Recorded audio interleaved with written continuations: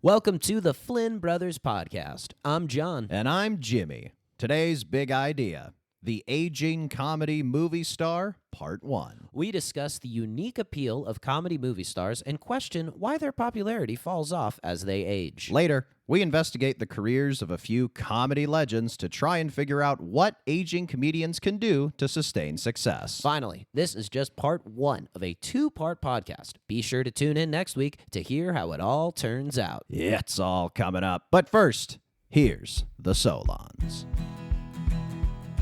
Oh yeah. Oh yeah. Oh yeah. Oh yeah. Oh yeah.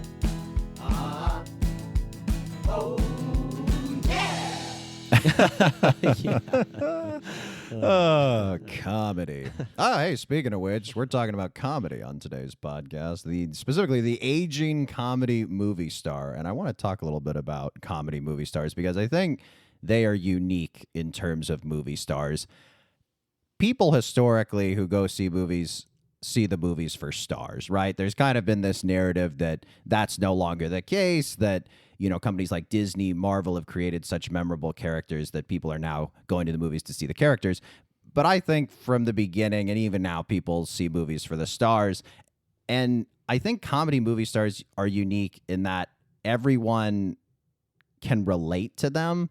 So if you have like dramatic movie stars, not everyone loves to go see a drama and cry and feel heartbroken at a movie, or like horror movie stars or action movie stars, right? Not everyone goes to the movies to feel titillated or to be scared, right? But everyone goes to the movies to see comedies. Don't you think comedy movie stars just kind of, when you talk about seeing a movie for the star, they kind of just stand a bit above every other genre? Yeah, I think that's a good, really interesting point, because I think actually in these romance or action movies, your traditional prestige Oscar films, the movie star is above you as the audience. They're a superhero, or they're some person who has this face or presence that is just otherworldly. Whereas comedy movie stars, I also think subtly have those things, but what they're trying to give off is usually a sort of underdog, everyman type of persona.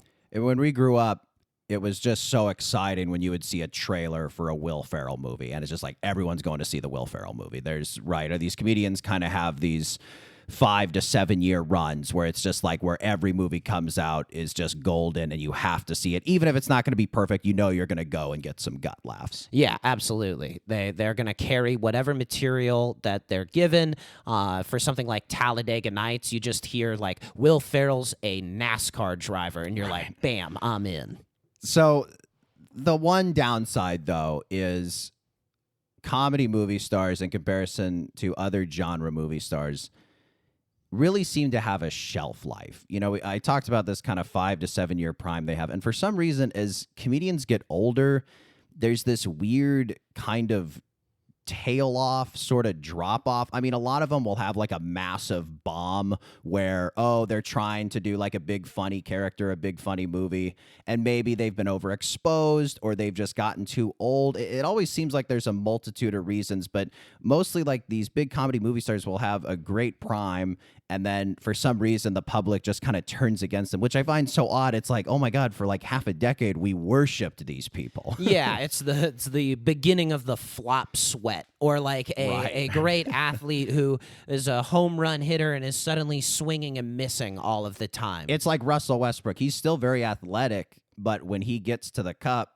he just misses the layup. And it's just like, wow, I can still see the essence of what he used to be, but he's just not executing in the same way. The effort doesn't reward the same results.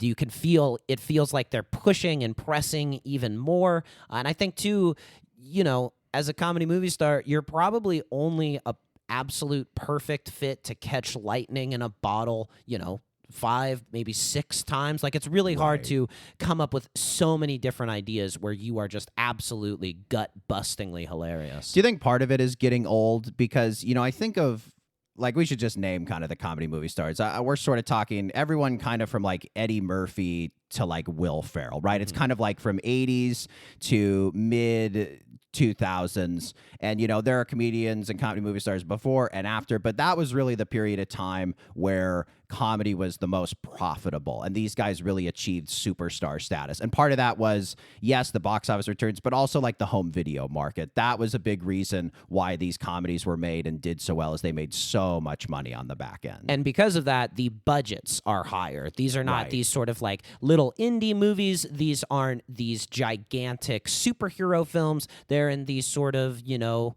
tens of $1 million range budgets that allows you to kind of stretch out and really get some, you know, good costumings and good sets, or, you know, if you want to do kind of a period type thing, you can do that. Big set pieces. Yeah. Yeah, like any of your great, funny, crazy ideas you're coming up with the writer's room, you're going to be able to execute because you have the budget. But I wonder, like, is getting old part of it? Like, do we stop finding Will Ferrell as funny because he got older and he's not as youthful looking? Because part of it is like a lot of these actors who become comedy movie stars, they play a similar archetype, which is kind of the man-child, or like even if you take like a Kirsten Wiig or a Melissa McCarthy, if you're doing like an actress, it's sort of just Arrested Development, right? There's this very sort of childlike, youthful innocence a lot of these characters will have that are at the center of these films. And I wonder if you just hit a certain age where you can see the wrinkles through the makeup and you can tell the hair's dyed, and you as the audience just kind of you know, shrink back a little bit, and it's you kind of just don't buy in as much. Yeah, I think that's an interesting point, that if somebody's, you know, in their 30s and they don't have their act together, that's probably kind of a funny person. Right. But if you're 45 to 50 and you don't have your act together, people start getting worried. And I think it's also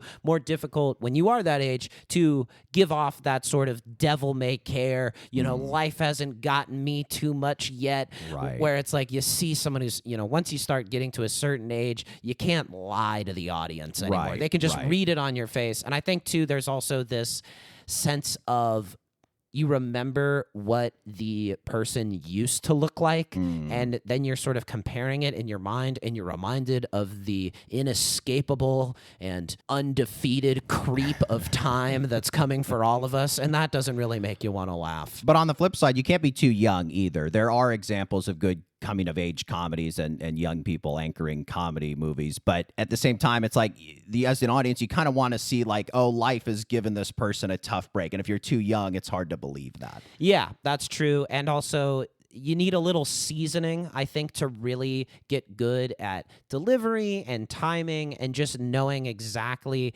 how you come across, how to have the most sort of self-aware conception of yourself and what is most funny about you. And also, it's like, I think most characters that you play that are sort of funny, it's kind of hard when you're in the early 20s type thing, because you're just sort of unfinished as a person when you're in your early to mid 20s. When you get sort of more into your 30s, you're more of a fleshed out version of yourself. Sometimes the comedy movie star can fall into the drama trap where, you know, and it's fine, actors should feel the desire to be in versatile projects and give versatile performances. But I think sometimes, you know, you think of actors like Adam Sandler, Will Ferrell, Jim Carrey, who are so great in comedies, they will sometimes venture out into dramatic work with sometimes a lot of success and with other times less success. And you wonder if that's like industry pressure, or is it sort of a deal with yourself where it's like, I kind of like being the buffoon, but it's like, I don't know, maybe I kind of want to try something else. For whatever reason, comedians aren't taken as seriously as dramatic actors. Which is nuts. It's nuts. stupid. It's stupid.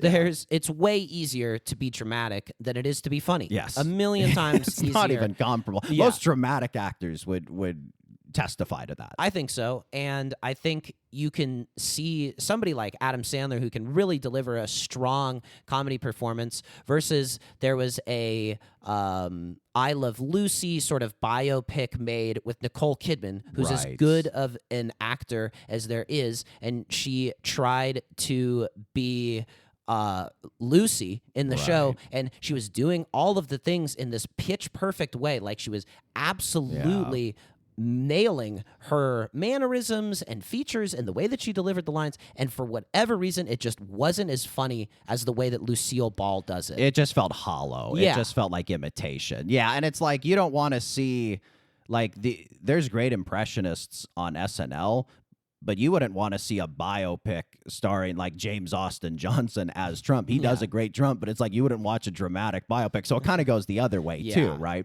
But well, that's what makes you a movie star too. That Right. you're able to sustain it over the 90 minutes. It's not even though a lot of these guys kind of start out in sketch comedy, they're able to stretch it out and give a sort of real character to this comedic performance. I wonder too if, in addition to venturing in dramatic territory, comedy movie stars will sometimes hang out too much in the family-friendly zone, where I wonder if you just risk cross-pollinating your audience too much, where it's like, okay, I'm going for like the very dramatic, serious, artsy crowd, and then I have my bread and butter, the like really broad comedy crowd, and then now I'm going for the more family-friendly, and the people who like my dramatic work are going to think that's lame, and the people who like my broad comedy are going to maybe want something more adult. So I wonder if that's part of it too, is in their effort to be a little more versatile and extend their reach, they sometimes aggravate different parts of their audience. You think that's possible? Yeah, I think people don't like being pigeonholed in general. Yes, right. And I do think, I think someone who this happened to was Adam Sandler, who made a lot of really family-friendly movies.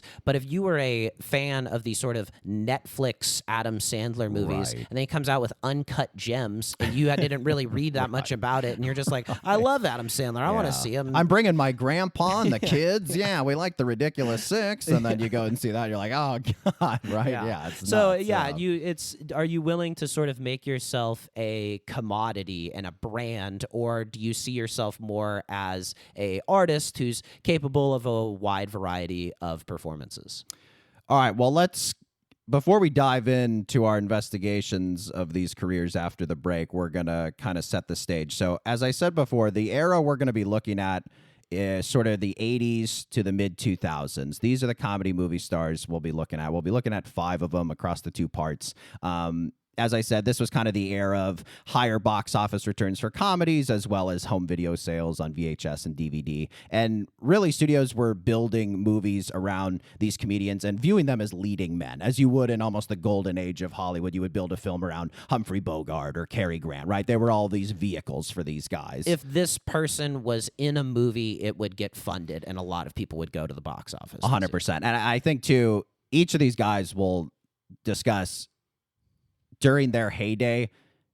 If you asked a random person who's the funniest person on earth, if they weren't number 1, they were in the top 2. So I think that's important as well. We're only talking MVPs. Only MVPs. So we'll get through some of these honorable mentions. We're not going to talk about, as I said, the era is the 80s to the 2000s. So we're not going to do, Charlie Chaplin, Buster Keaton. We're not going to do any of the silent film guys. Yeah. Great physical Lucille comedians. Ball, Jackie Yes. Gleason, We're not- thank yeah. you Yes. for your foundational contributions to comedy. You are not going to be. And we're focusing, as you mentioned, a couple TV stars. We're focusing on film. Moving forward a little bit, guys like Steve Martin, Bill Murray, Robin Williams, they were just sort of right before the era. Again, great comedic actors, some of our favorites, but again, they're just a little before the era, so we're not going to dive into them. We're already stretching this into 2 parts. How long do people want us to go, Probably not any longer than it will be. And then, a couple of guys who were in this era, there's a few more, but just a couple that came to the top of my head. Steve Carell, Vince Vaughn, definitely guys you could build movies around, definitely guys who possibly for a year or two at a certain point in time were considered the funniest guy on earth, but just the box office returns weren't there, and that white hot prime wasn't quite there. Vince Vaughn kind of had like that 03 to 05 range. Steve Carell had The Office and a couple of movies, but these guys just kind of aren't in the same league as the ones we'll get into. You need to have a stretch, even though the 40-year-old version and Wedding Crashers are probably as good a comedy movie as anything that we're going to talk about. Absolutely. And then a couple of people post-era, so kind of post-2000, Seth Rogen, Melissa McCarthy. Again, great comedy movie stars, but just a little after the era. So we're gonna keep it to the big 5, we'll call them. Actually, there might be 6. Actually, there is 6. I just realized there's 6. So we'll do 4 in part 1, and then we'll knock out a couple in part 2, and we'll get a fun game coming in part 2 too. Stick around. Yeah, stick around. You'll hear it next week. All right, so we're going to take a quick break, but when we come back, we're going to break down the careers of the top comedy movie stars.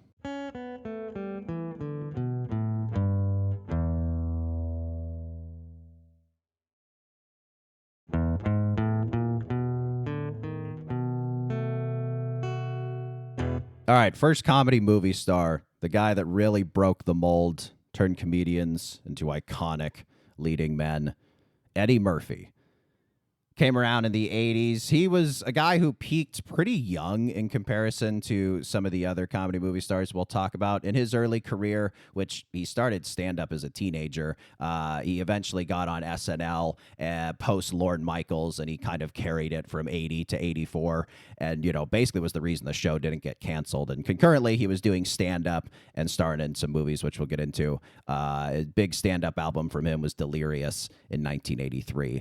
Have you watched some of Eddie Murphy's stand-up recently at all? Yes, it doesn't age super well. Yeah, I think he's really, really inspired by Richard Pryor, Yes. whose material still stands up very well, and he, Yes. is just as good now as he was then. But yes, Eddie Murphy, I think there must have just been something in the air and something about the magnetism of him that just isn't quite translatable. I think, too, he was the first comedian in movies who it's like, man, this guy's really handsome. He's really cool. It's not just like a buffoon, right? He was able to kind of toe that line and be sort of the rock star comedian. Yeah, which I don't think was really a archetype before. Most of the time, it's either the lovable schlub or like a incompetent person. These are kind of the archetypes before that. All right, so Eddie Murphy's 6-year prime was from 1982 to 1988. This was from age 21 to 27, and his median age was 24. So again, very, very young. We're going to get into the ages for all these guys because we're going to have some statistics in part 2, and we'll sort of analyze, do guys get less funny as they get older? Wow. We want a little science to back this Highly up. scientific. Highly scientific, thank you. His big breakthrough film was in 1982, 48 Hours with Nick Nolte. Kind of invented, along with some other earlier films, the buddy cop genre. Nolte plays a cop, Murphy plays a convict, and they partner up to catch a bad guy. There's a very iconic scene from the film where Eddie Murphy, again, very, very young. I think he's 21 at the time. He has a scene where he lays into a bunch of rednecks at a bar, and that was his big, and people already loved him from SNL and some of the stand-up, but that was the big, you're going to be a movie star moment. Yeah, and I think, too, he's just one of the first African-American actors who's just that's a core part of the, unapologetic, Right. This is who I am.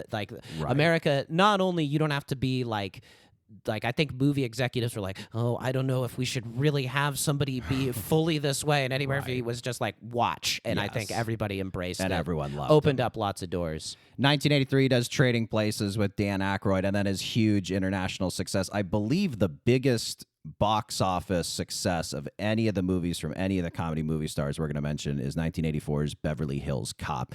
We've watched it. It's pretty funny how much of a cop movie they really try to make it. That was what we really were struck by, is you kind of expect a comedy, and it's just sort of set in the world of the police for laugh's sake. But they really try to make an action cop movie. Totally. I think it's one of the rare exceptions to the rule where I would say that you can't have a great movie without at least a good script. I would say the script is sort of just so, but he is so great in the role. It's such a fish out of water sort of concept and setup, and he just really is wow, this guy is so impressive. But I think, too, the other side of it, you talk about it being basically a straightforward kind of cop movie with some comedy elements. I think at this time we're still sort of figuring out the structure of the way a big blockbuster comedy is. Because even Mel Brooks's comedies of the 70s are atypically structured, and you think Caddyshack 1980, that movie's really a mess. So it was Hollywood and these studios were still kind of formulating the comedy formula, right? Yeah, it felt more like perhaps just a series of gags that they knew were funny, kind of loosely strung together with tenuous plot points that, and during those parts of why did they make these connective tissue bits also funny? And that's sort of what they figured out later. Hindsight's 2020, But back to 1987, we have Eddie Murphy, Raw. Again, we talked about his stand-up not aging super well, but of course you see the magnetism in him sort of establishing the rock star comic persona. And then in 1988, we have Coming to America. Really great. Arguably his seminal film, I think, next to Beverly Hills Cop. I probably would say if I had to pick one to show an alien from outer space. What's the Eddie Murphy movie? I'd probably show him this. It's dirty, it's sweet, it's really funny. He's really cool. It's a great concept. Yeah, it's and just loaded with terrific actors around him as well to support him. In his collaboration with Paramount too, like he was so powerful in Hollywood, and you can just really feel him as like a hands-on producer. And to your point about the perception of African Americans on film, it's like here's a guy who's like, yeah, I'm going to be super rich, and I'm going to be unapologetically me, and the connection between Africa and America, and just it really is a wonderful, wonderful movie that really holds up 40 nearly years later. Yeah, and I think to your point about African America, showing too that black people aren't a monolith, that there's African people and there's African Americans, and what are the commonalities and differences. And so that also gives the movie, I think, this added layer of intrigue and depth. So Eddie Murphy's superpower, I would say, as a comedy leading man, and we'll do this for all of them, I think his superpower is his voice and speed of delivery. Like any great comedian, you could almost just talk in gibberish and be able to mimic them. And Eddie Murphy's like, da-ba-da, da-ba-da, da-ba-da, da-ba-da, da-ba-da, right? And then also he has those high notes that he'll hit. Exactly. And it's like, it is very jazzy and unpredictable, and he can go slow too. But his voice, like there's a reason he's Donkey, and he did voices in Mulan, and he's had all these great voice roles, is his voice is just pure gold. And it's like on top of him being super cool, on top of him being handsome, on top of him being involved in a lot of the writing and producing of his films, he just really broke the mold and was kind of, I don't know, if you had to make an NBA comparison, he's kind of like the Bill Russell, I guess, where it's just the first like big time superstar, big time elite talent that sort of legitimized the game, right? Yes, raises up everything around him and fills in all the gaps. So Murphy, after this kind of white hot prime, he has what we'll call the extended prime. So 1989 and a few movies after, he has Harlem Nights, where he paired up with his hero Richard Pryor. Again, sort of like Beverly Hills Cop, they're just kind of making a crime drama that happens to have a few funny moments. It is just funny that, like, to your point, they were still kind of trying to figure out the comedy formula.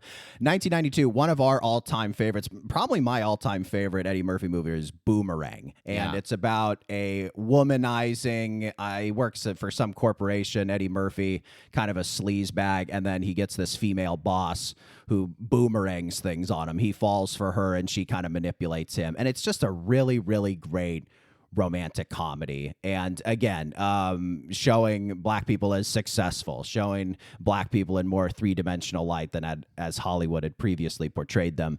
And yeah, really, really just great leading man. It just really captures what Eddie Murphy was great at. Smart, ahead of its time in terms of gender ideas and things like that. Just really fascinating from a conceptual standpoint, and also just really sweet and tender and emotional, and like just lands everything that it's going for.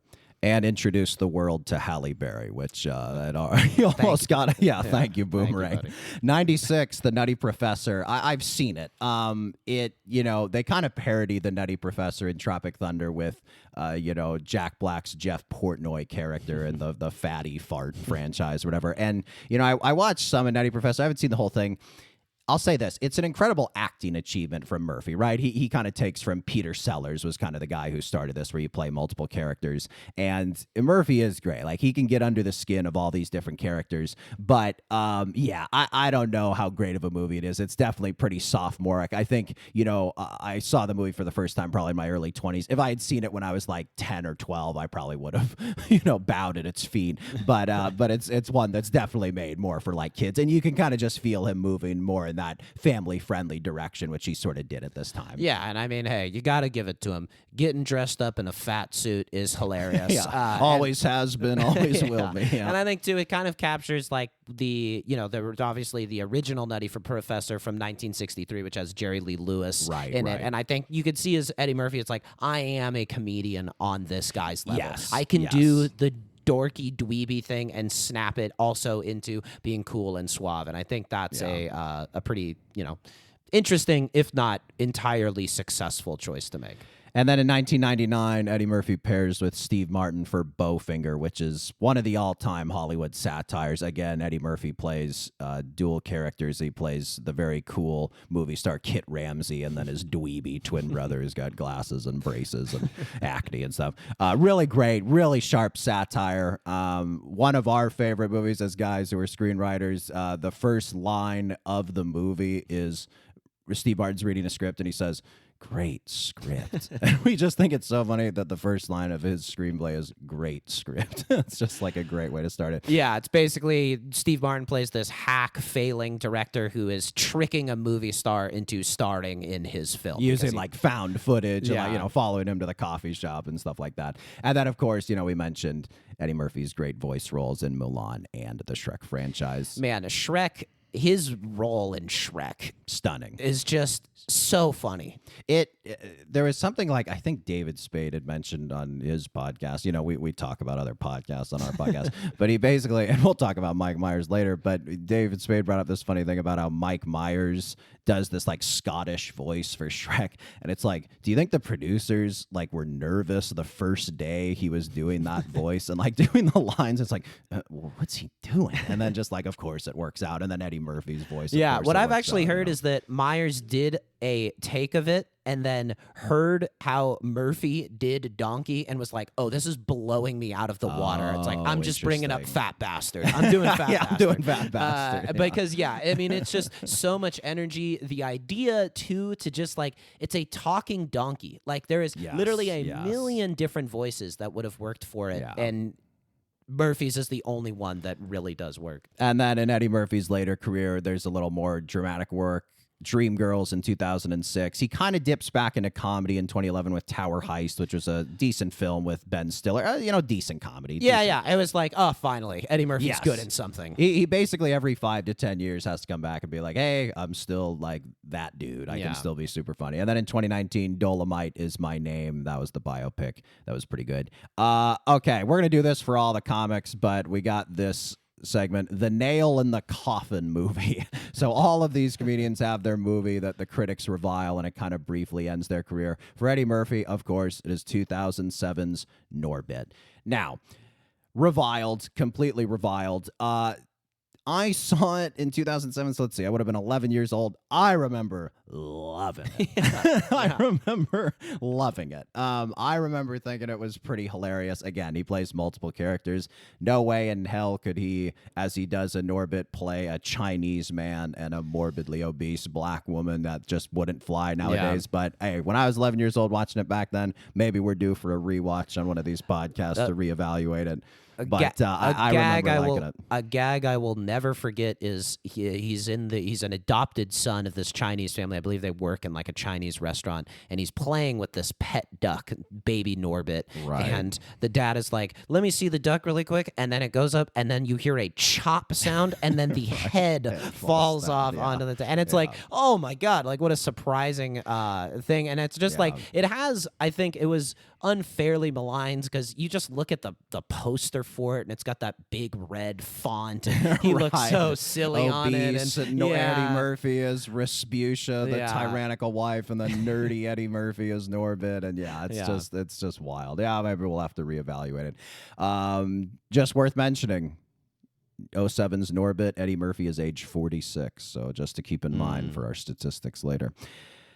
Why did Eddie Murphy's career and white hot prime, why did it sort of stop? That's again another thing we'll look at for every comedian. For me, I don't know that Eddie Murphy ever made a perfect movie. I think all his great movies, which are great and will stand the test of time and have, they're always a bit hit or miss. Like they're always a bit overlong. They're always a bit tonally confusing in terms of the genre blending. Like, in his great movies, there's flaws. And even in his flawed movies, there's great moments, like we talked about with Norbit. And I just think eventually the balance gave way. Yeah, I think he was such a dynamic talent that you would perhaps skimp on some of the other elements that go into Yes. making a great movie. It's like, we've got Eddie Murphy. People are coming to see this movie. Why are we bothering with making sure the second act is as tight as it possibly can be? Like, we've got a good movie here that's going to make a lot of money. 100%. All right. Next comedy movie star, we have Jim Carrey. So Jim Carrey, his early career, he was a sketch and stand-up guy, just like Eddie Murphy. In the 80s, he did a lot of stand-up. He was on Carson in 1983, but kind of didn't get that huge invitation over to the couch, didn't have that huge career spike that a lot of guys during that era got from Carson. And famously, Jim Carrey was denied by Saturday Night Live, probably Lorne Michaels' biggest miss in terms of talent. Yeah, and I think, though, you can... And this is going to sound weird, but when you see his stand-up, he wasn't a guy who wrote material necessarily. No, it's like impressions and Yeah. just like sheer personality. He's just letting it rip. He's getting up there and letting it rip, like almost like you can see him like just turn off his brain and just operate purely on fight or flight comedy instincts. Yes. And it's unreal. It's great. He's sweating up a storm. And you can see he really is a much better vehicle for films and somebody else or him kind of coming up with a character and letting him inhabit that character Yes. as opposed to sort of a traditional stand-up comic. And then after stand-up, he gets into In Living Color, which is 1990 to 1994, the Wayans Brothers sketch show, where he is known as the white guy on In Living Color. But then he enters his 5-year prime, which is from 1994 to 1999. His ages during that time, 32 to 37, median age 34. When was the last time you heard the word median, by the way? Math, 7th grade. The Road. I had to Google mode, mean, median just to remember. I want to be precise with the numbers. Your brain like some old dusty file cabinet pulling it out. Here it is. But Jim Carrey had perhaps one of the great film years of all time for an actor in 1994. He starred in Ace Ventura, Pet Detective, The Mask, and Dumb and Dumber in the exact same year. So Ace Ventura came out, I think, in the early part of the year. Mask was a big summer movie, and then Dumb and Dumber was kind of the holiday movie. So huge box office returns, and just immediately was pretty much the biggest star in Hollywood. I mean, all of those movies are fantastic, and they showcase sort of a different side of him as well, while remaining true to sort of his core. Do you have a favorite of the three, Ace Ventura, The Mask, Dumb and Dumber?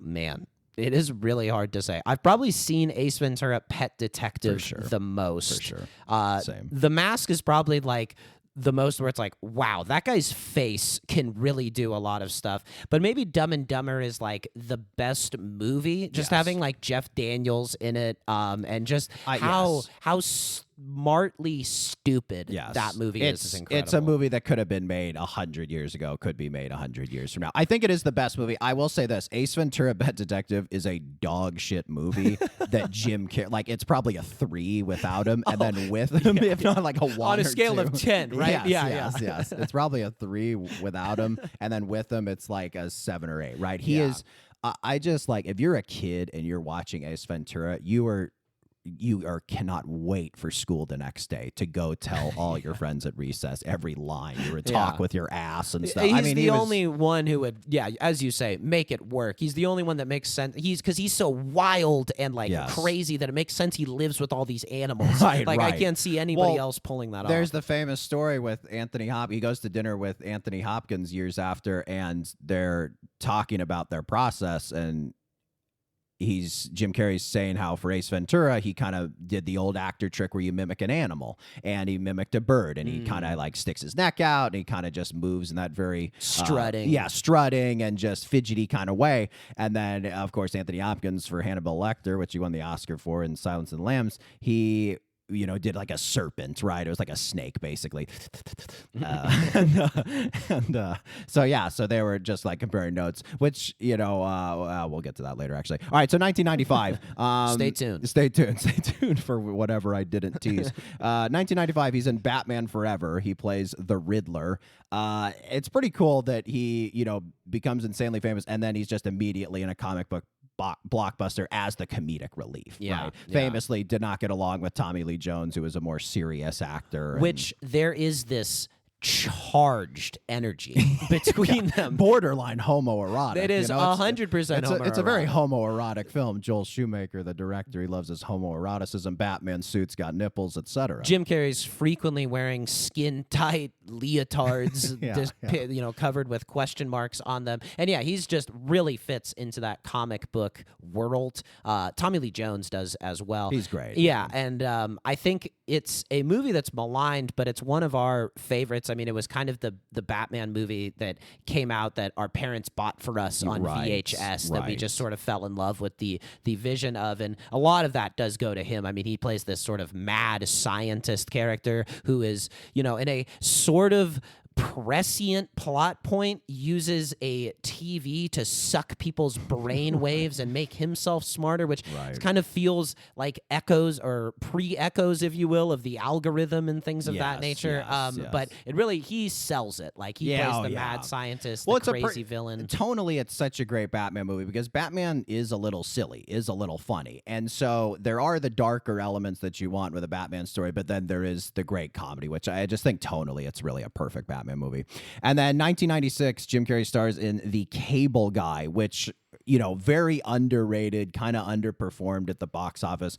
A movie we grew up and absolutely loved and still love to this day. Ben Stiller directed it, and it's basically a funny Hitchcock movie.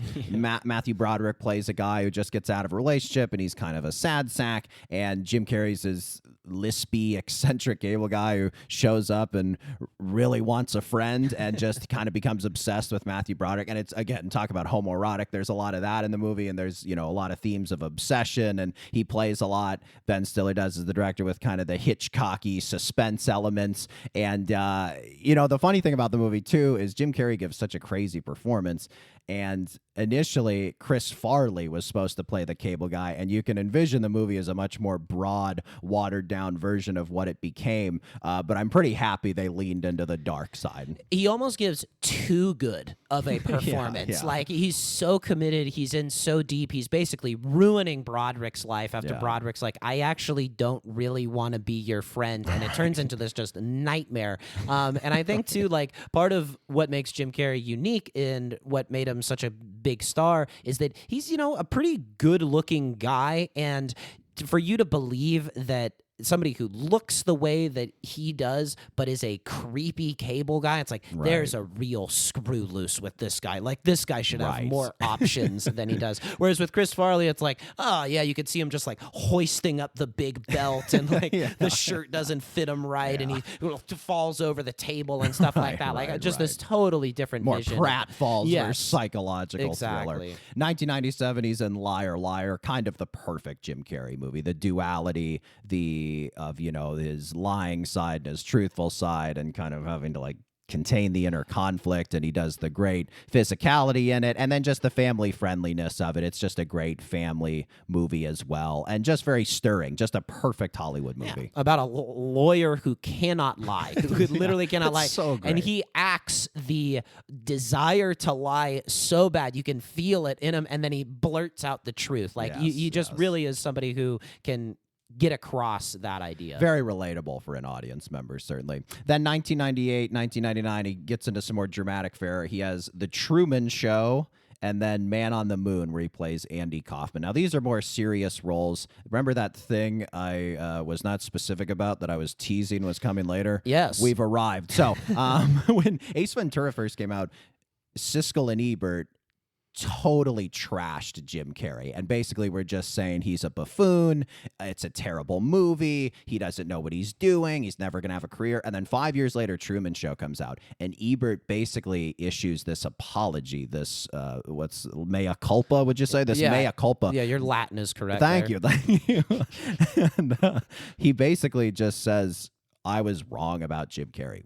Everyone was wrong about Jim Carrey. He clearly was doing something we had not seen before, that we were not ready for, and I'm glad I finally caught up as an audience member. I'm paraphrasing, of course. But that is, to me, so incredible, and I think really captures Jim Carrey, where it's like, yes, it's broad, yes, it's huge. I mean, there's that outtake from Liar Liar that plays at the end credits where, Jim Carrey and the actress are kind of going back and forth. The prosecutor. Right. And she just points out of it and yells, over better actor. Like probably a producer director told her to do it, and he just starts dying. And it's just like, yeah, that's like my thing. That's but what I it's do. Like no one's better at it than me, right? Yeah, like he's like a great guitarist who plays the notes faster and Yes. louder than anyone else Yes. can play. It's like, well, if you could do it, you would. And yeah, the Truman Show, to turn back to that though, is just kind of a perfect movie. Like Yes. if you were Oh, trying yeah. to get somebody into movie who was young and just kind of really show them an elevated vision of it. We and Jim took a art of film class Yeah. in high school, and just as a way of showing this is not a good way to watch movies, but it did enrich our experience, our film teacher literally paused it every 30 seconds, maybe even Yeah. more, to show this is symbolic. This is symbolic. Right, This is right. symbolic. Look at the way that the blinds are making him look like he's in prison. Look at the way that it Right. almost looks like there's a surveillance camera. And like Right. just there's so many little details in that movie, all built around this brilliant performance where we talk about this sort of innocence and this joy of life that he has, and then you see him lose it midway through the movie when he realizes, this is all just a TV show surrounding him. Spoiler alert. And You've had 20 years. Yeah. and yeah, I think though, but it's like kind of the point in his career too where the turn happens for Jim Carrey. That there's you never like the dramatic side of him really gets let out of the Yes, box, 100%. and everyone realizes, wow, this guy, is one of the truly great talents that we have. His superpower is the rubber face, right? It has to be. It has to be the rubber face. Yes, kind of the manic energy, but just God gave him an unbelievable face for comedy that Yeah. can do so many incredible things. He can like not only do like just straight up funny faces, like Ace Ventura is just full of him like using his eyebrows or jutting his chin out and things like Right. that. But also it's like he can show every emotion clear as day. Yes. Jim Carrey's extended prime in 2000. We have Me, Myself, and Irene, and then we have The Grinch. Both are very different movies. Great performances in both. I wouldn't say either are great movies, but the performances in both, particularly The Grinch. Like The Grinch is really an incredible performance. It's not a perfect movie, but it's quite a performance. The Grinch is no more than 20 pages, largely illustrated source material that he stretches out and turns into this like fully fleshed out character. Yeah. The commitment he had to wear that ludicrous costume made of yak hair or Yeah. whatever the hell. He's yeah. eating garbage. He's doing like just really funny kind of vaudeville shtick type stuff. Yeah. Very old school. And yeah, it's again, it's sort of another movie where it's like any other person is simply unimaginable in the role. 2003, he's got Bruce Almighty, another really great, probably his last great, awesome comedy, kind of extended prime comedy. And, Another one with just a heavy undertone Yeah. too. Like you're just emotionally struck by it. and then 2004, sort of his dramatic pinnacle, Eternal Sunshine of the Spotless Mind. Really great movie, really great script from Charlie Kaufman. And again, that's him very much hitting his pinnacle as a dramatic actor. And pretty much not a lot of laughs in that No, one. no Just- laughs at all. yeah, yes. just- It ain't. Yeah. It's Jim Carrey like you've never seen him before. In his later career, he has 2008's Yes Man, which again kind of cribs the liar format, where instead of not being able to tell a lie, he has to always say yes, and it's a bit derivative. It's okay though, good for some laughs. yeah. And then 2009, we mentioned on our Best Movie of the Century pod, I Love You, Philip Morris. His last very, very good comedy, great performance alongside Ewan McGregor. In 2017, he released Jim and Andy, The Great Beyond. This was a documentary that was about the making of Man on the Moon, where he portrayed Andy Kaufman. And Jim Carrey chose the method acting approach to playing Andy Kaufman, who was already a pretty grating person by most accounts. And there's a lot of found footage in the film, basically behind the scenes of just Jim Carrey pissing off his like co-stars and like people who are just spending time around him. And it's an interesting exercise, the documentary. It's inherently narcissistic. It's inherently meta. It is brave of Jim Carrey to show himself looking like an asshole all these years later and kind of looking back on it. But then there is this air of pretentiousness about the film where I believe he's genuine when he talks about how he through the film and in his later life underwent ego death and his separation of self from sort of the celebrity Jim Carrey he created. Like that's something that like lots, Irvin and Magic Johnson, right? That's something Irvin Johnson's talked about. So I do understand that, but I don't know. How do you look back at that documentary? It has an extremely Eastern religious outlook that Jim Carrey adopts, which I think is almost like monastic in that a monk would possess it.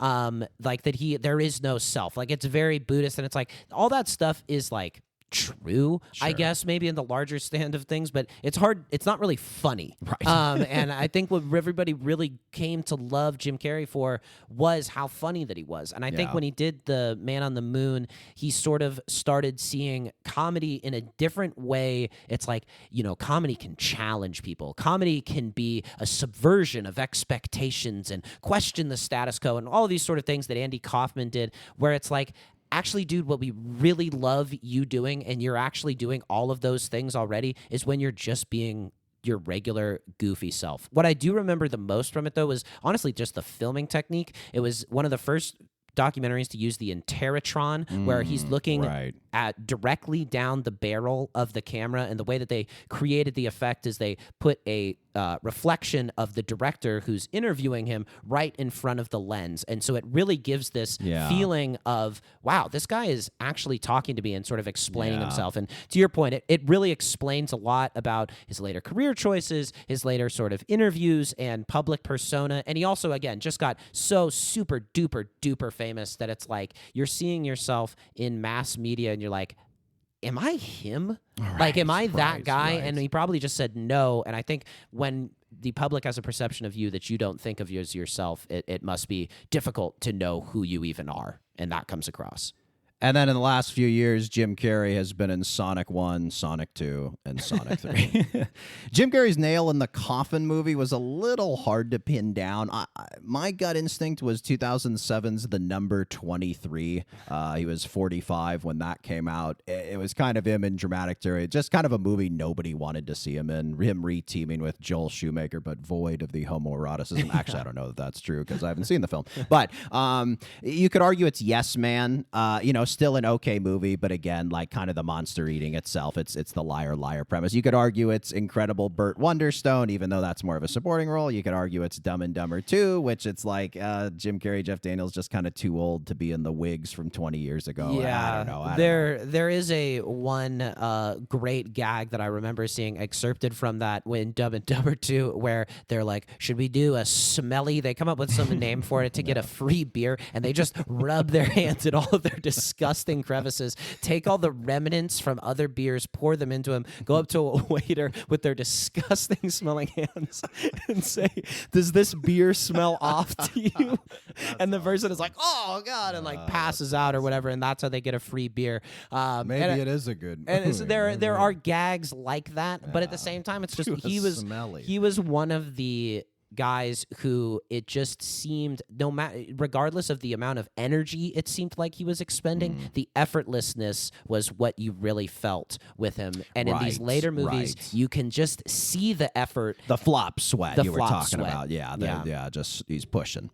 Why did it stop? Why did the prime end? Why did his career sort of tail off? I think it's the thing we talked about with Jim and Andy. It's the ego death. He just kind of wanted to distance himself from the Hollywood persona. Wouldn't you say that's kind of it? Yeah, he didn't want to be a movie star anymore. We're going to take a quick break. We'll be right back.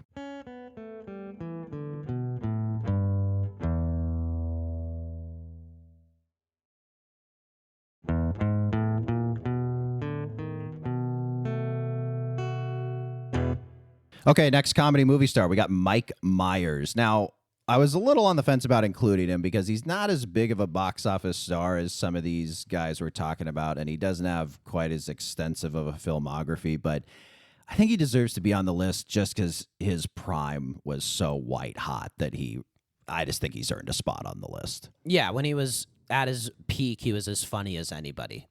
So his early career, he's a sketch guy, sketch comedy. He was on SNL from 89 to 95. And 1992 and 1993 did Wayne's World 1 and 2.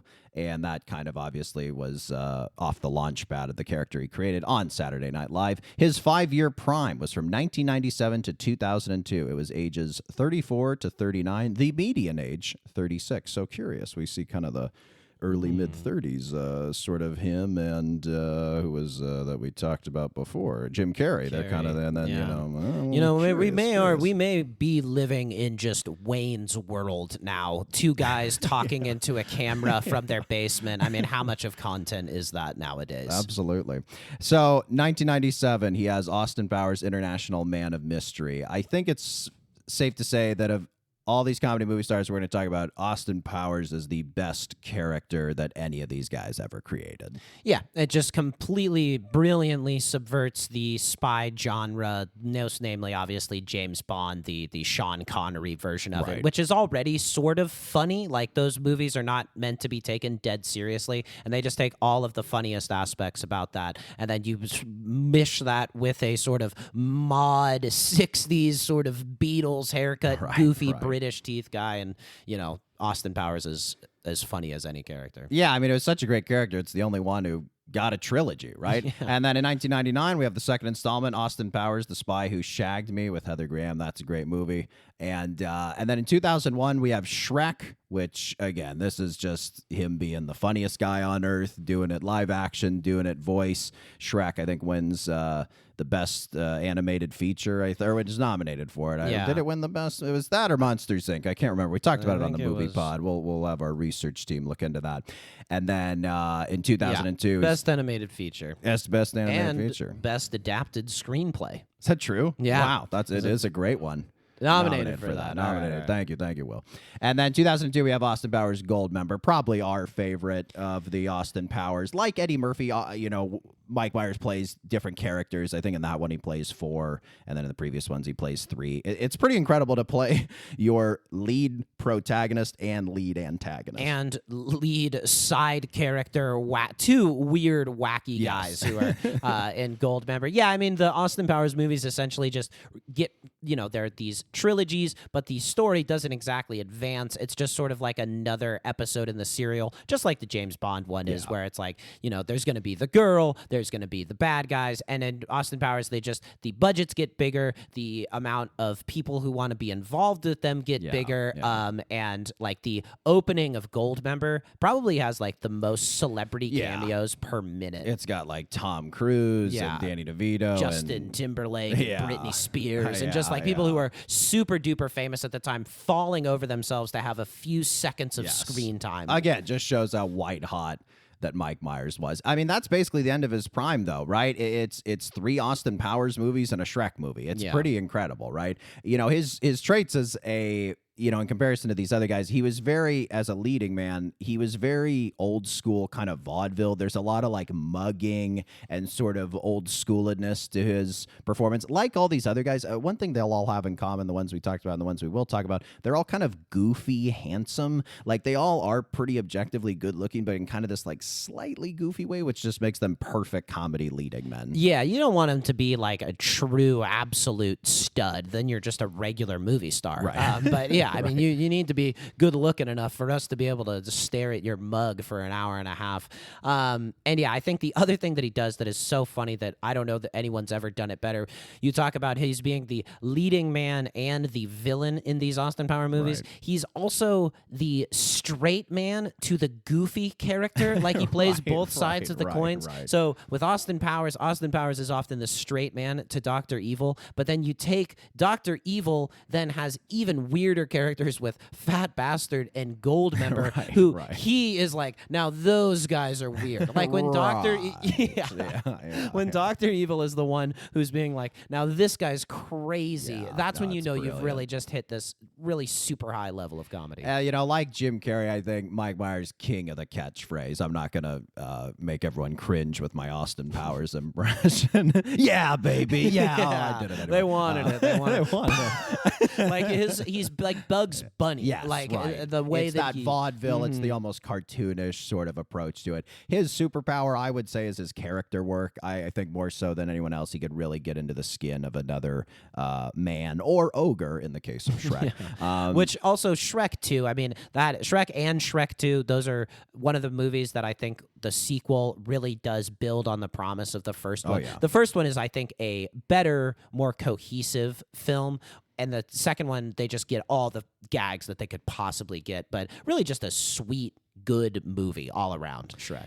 Mike Myers, after his prime, in his later career, there is no really extended prime, and there really is no later career to really speak of. I mean, it's very minor roles. He's got a small role in Inglourious Bastards and a couple other projects. And really the reason is because of his Nail in the Coffin movie, which was 2008, The Love Guru. He was age 45 when it came out. And yeah, it just seen as offensive in its approach. Everyone who saw it seemingly was offended. I've only seen segments of it on cable TV, and its biggest crime is it's just not very funny. It's I guess you could say it's super sophomoric, a lot, even the Austin Powers stuff, it's a lot of bathroom humor and stuff, but it's done in a little more fun of a way versus kind of just weird and just kind of wondering what the agenda of the Love Guru is. Yes, for whatever reason, it fits the character of Austin Powers to have all of those sort of naughty jokes. Right. He's a naughty boy is basically who Austin Powers right. is. And so it makes sense that the movie sort of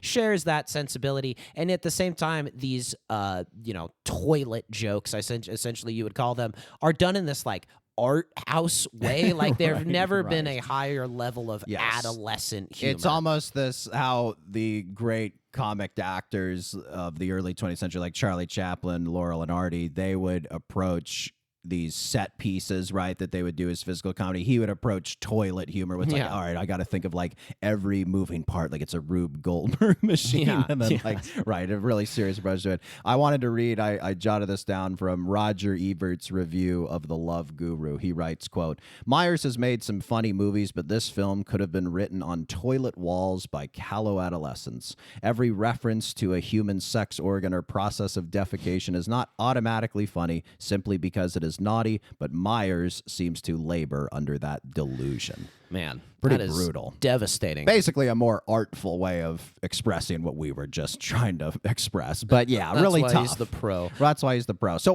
why did it stop his career? I think it's basically The Love Guru. I think that's a big thing you can blame. But I would also say he possibly was too franchise dependent. It was kind of a blessing and a curse. He was so talented that every character he did, whether it's Wayne's World or Austin Powers or Shrek, you create a franchise. It's not his fault. He's so good at character work that every studio executive's let's make multiple movies based on this character. Yeah. But it can be a blessing and a curse, right? The more you make these movies, as the Shrek movies went on past the second one, they just kind of degraded. And then I just think he kind of has a pretty relatively low output in terms of his filmography. And, he sort of kind of retreated into a more private life. You've kind of seen him a bit on SNL recently playing Elon Musk, but it seems like he likes to be sort of in his private life. He made so much money. Yeah. And I think the other side of it too is he doesn't necessarily have that dramatic actor gear that somebody like Jim Carrey has, where you can do sort of other types of projects. And we've talked about it. Once you hit that certain age and people can see the wear and tear on your body and your face, and just, once you had The Love Guru and the absolute savage critiques of that film, I think it just took a huge toll on him. And he's just it's not worth it. Why would all I ever wanted to do is make people laugh, and then everything I read is just people shitting on me. It's well, what's the point? Yeah. Why try anymore, right? I've done what I've had to do. I've given you hours and hours of stuff that's going to make you piss your pants. And I'm not going to be funnier. I'm not going to be funnier than I was then. And I think too, he had so much I think the reason why the reaction to The Love Guru is so strong was he had so much trust from people who love comedies after Shrek and the Austin Powers movie to deliver that everyone was eager to see whatever his follow-up would be. And for it to be as bad as it was, I think it was just impossible to get the stink off him. All right, next comedy movie star we have Adam Sandler. his early career, it was stand-up and sketch comedy from 1990 to 1995. He was on Saturday Night Live. He was doing a lot of stand-up. He kind of did the sort of nervous character guy, was sort of his stand-up character. And he did something that is just totally archaic now, these comedy and music albums where he would kind of do sketches, like sort of Cheech and Chong were guys who kind of popularized that, where you're kind of doing these sketches, purely audio. And then he, of course, would have like the funny songs, like the Hanukkah song, etc. And that, you look at his stand-up recently with 100% Fresh and Love You, his last two specials, that's basically what he's still doing, and it holds up pretty well. Absolutely. And yeah, the sort of nervous energy that he has is such a funny put on for him, because he's one of the most, I think, naturally charismatic and confident performers that has ever been in movies. Yeah. And for him to pretend as though he isn't sure of what he's doing, but at the same time, it's all just this magic trick, because it seems like he doesn't know where he's going. And then he'll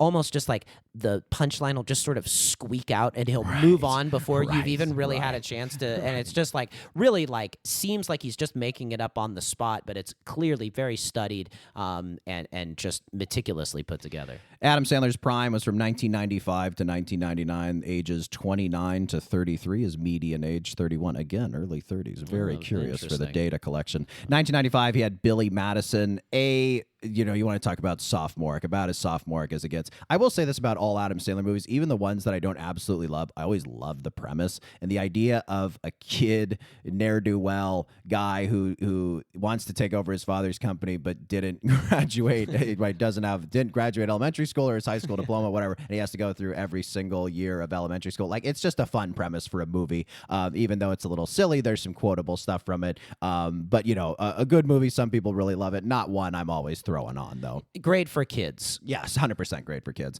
The one I love, though, 1996, Happy Gilmore. This one really stands up well. They are going to make a sequel to it. It's supposed to be coming out this year, I think. But Happy Gilmore is the perfect balance of, what Sandler does well is he balances the tenderness with the aggressiveness, right? Sort of the ego and the id, and he's so great at being really sweet. Oh my God, right? He's so good at doing that kind of contrast. And I think Happy Gilmore is perfect. It's a really sweet, tender guy who can just go into fits of rage. The concept in comedy is called this plus that, and this is probably the perfect example of it. Hockey player plus golfer, right? The two farthest apart sports that you could possibly get. Yes. And then also too just has the athleticism that you buy. He could crush drives. Yes, he has that. You buy sort of, it, 100%. You buy it. 1998, he's got The Wedding Singer, which great movie. Starts his collaboration with Drew Barrymore. Really, really sweet. Just an all-time romantic comedy. He really gets you. He shows off his musical chops. It's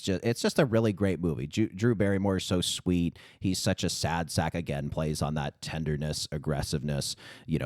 Double-edged sword, if you will. But the other movie from 1998 is The Waterboy.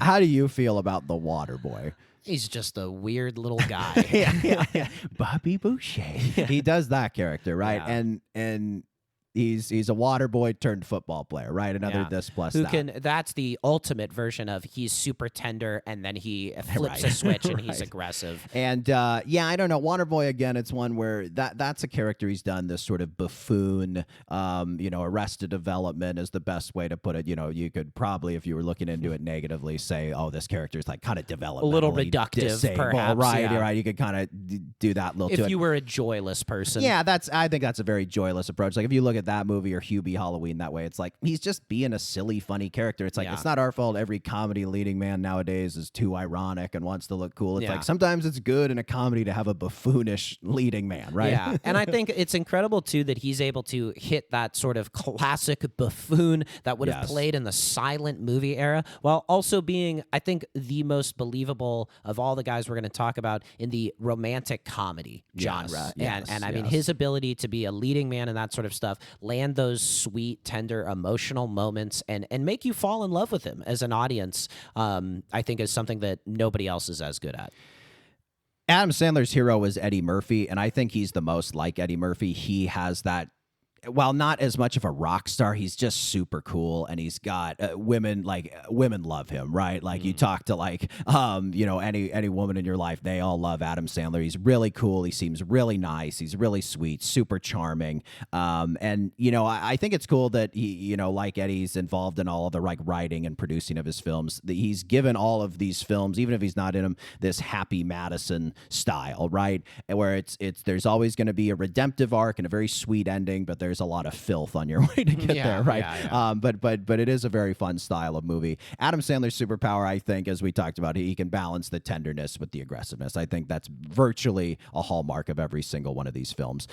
His extended prime is interesting because he starts to venture into some dramatic work in the early 2000s. He does Punch Drunk Love with Paul Thomas Anderson, and then he's still doing some comedies like '03 Anger Management, '04 he's got 50 First Dates, and then '05 The Longest Yard. Still very good. It's sort of LeBron on the Lakers, right? It's like, man, he's still got it, but it's like it ain't as good as it used to be. Yeah, I think The Longest Yard is a movie that isn't really well regarded for whatever reason, but it does have a ton of pro wrestlers and ex-football players. Yeah. And Adam Sandler is the coolest guy in the movie. Like, he would be the guy that everyone would be elbowing each other to sit next to at the lunch table, all of these millionaires. And you buy that he's a top quarterback. Like, there is not a very long list of guys that you would believe as a quarterback who also have his comedy chops. And then Punch Drunk Love is such a weird, because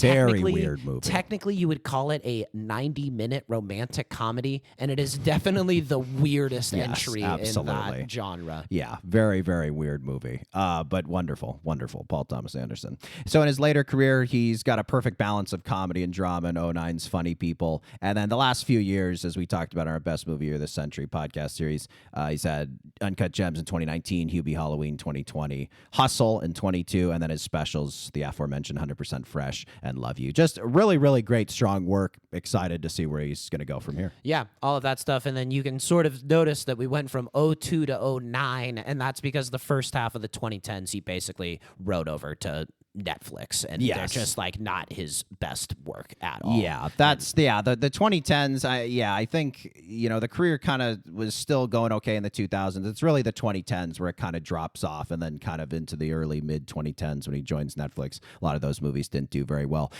The ages for him during that period, he's kind of 44 to 50. So again, we're seeing this pattern of once these comedy movie stars kind of hit their mid 40s, the audience is turning against him a little. His nail in the coffin movie is 2011's Jack and Jill. He was 45 when that came out. There's been a weird reappraisal for that movie. I remember seeing a few clips and finding it a little silly. I guess I should give it a full watch, but it's like, it is a pretty funny concept that Adam Sandler's playing his sister in drag. Like, that's old school comedy. They got the Al Pacino cameo doing the Dunkin' Donuts, whatever the gimmick is. Just dead committed to it as well, which is really funny. But for Sandler, the reason it stopped was, he made a few flops, sure, but the critics just really had it out for him. And I think he just kind of lost his joie de vivre a bit. I mean, it's just like, I make movies with my best buddies, from college, and we go on great trips. And it's like, from his point of view, and we just want to make people laugh. And it's like, from his point of view, it's like, who am I hurting? Like, what am I doing wrong? I am living the American dream, and I'm doing something really, really cool. And then the critics, find a lack of artistic credibility to that, supposedly. But you see why you see why the critics were kind of annoyed, maybe quasi-envious of him, but then you also see why he all right, I need to disappear, make some different career choices, and then now he kind of has his cake and eats it too. Yeah, I think you could argue, got a little complacent, maybe put the priority away from let's try to make the best, funniest movie possible. Yeah. And instead was probably kind of also under a bit of pressure to deliver at the pace that he did for Netflix. It's pretty rare that somebody made as many movies as he did as a comedy star at those ages, and usually it just isn't very good. And he, again, just sort of went from having this sort of clean cut, like younger version of himself Yeah. to now there's the beard, there's this like Yes. sleazy old guy. He's been able to age well, I think, especially on screen compared to the guys we've talked about and the guys we will talk about. He's the best in terms of the aging, and we'll look at why he's been so successful later on. But I think you're right. It's just he figured out, like, I got to take on different roles. I can kind of do my same comedy style, but I have to kind of reinvent it for how old I am and also just what modern audiences are interested in. Yeah, and I think too he really makes himself more of like the butt of the joke, like Yes, in Uncut yes. Gems, in Hustle, especially in Hubie Halloween. I don't know that there's a more selfless movie than Hubie Halloween. He's just literally getting destroyed. He's the by butt of everyone's joke. every for joke, sure. and it really like is what kind of brings it all home though. At the end, is he saves Halloween and stuff like that, and you really root for him. And I think too, it's like Hubie Halloween, you could almost see as like that middle period of his career. It's like, I just want to be this weird guy and everybody hates me for some reason. And at the end he gets accepted. And I think that's what gives it this sort of extra poignancy, is like, I think in terms of people that, or a guy that people love, I think people love Adam Sandler 100%. the most out of these comics. Well, like comedians who go on a little long, we are starting to get the light. So we are going to end part 1 there. Please tune in next week for part 2, where we'll finish investigating the careers of 2 more comedy legends. Then we'll share some quick statistics and thoughts before playing a really fun game. Remember, I kind of hinted at that earlier. Aren't you excited should for we that tell game? them what it is? Or No. they They got to tune in next week. You won't want to miss it. Please subscribe, comment, and leave a rating. Send questions, comments, or big idea suggestions to our business email, flynnbrospod@gmail.com. Thank you to our producer, Will Slade, and we'll see you next time on the Flynn Brothers Podcast. Take care, buddy. Buddy, you take care.